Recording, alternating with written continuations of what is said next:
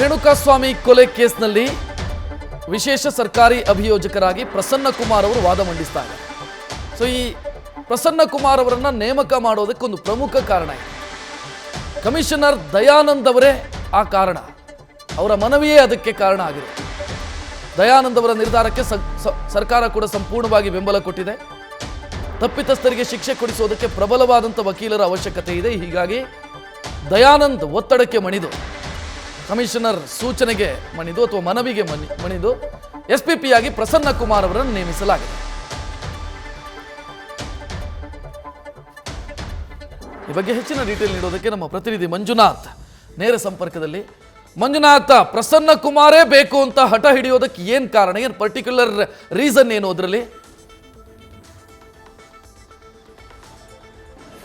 ರಕ್ಷತ್, ಏನು ದರ್ಶನ್ ಮತ್ತು ಅವರ ಗ್ಯಾಂಗ್ ಏನು ಚಿತ್ರದುರ್ಗದ ಯುವಕ ರೇಣುಕಾಸ್ವಾಮಿ ಒಂದು ಹತ್ಯೆ ಪ್ರಕರಣದಲ್ಲಿ ಮೊದಲಿಗೆ ಪ್ರಕರಣ ಬೆಳಕಿಗೆ ಬಂದಿತ್ತೆ.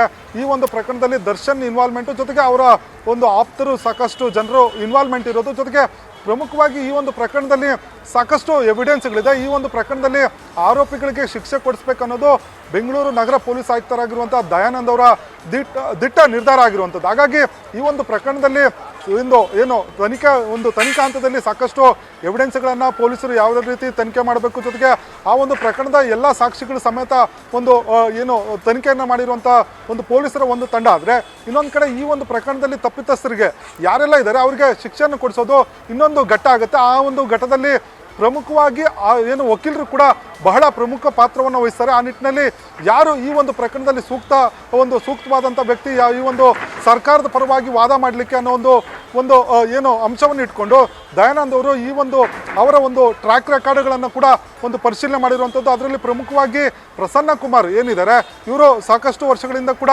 NIA ಆಗಿರ್ಬೋದು, CBI ಆಗಿರ್ಬೋದು, ಜೊತೆಗೆ ED ಪರವಾಗಿ ಕೂಡ ರಾಜ್ಯದಲ್ಲಿ ವಿಶೇಷ ಅಭಿಯೋಜಕರಾಗಿ ಅನೇಕ ವರ್ಷಗಳಿಂದ ಒಂದು ಸರ್ವಿಸನ್ನು ಮಾಡ್ತಿರುವಂಥದ್ದು.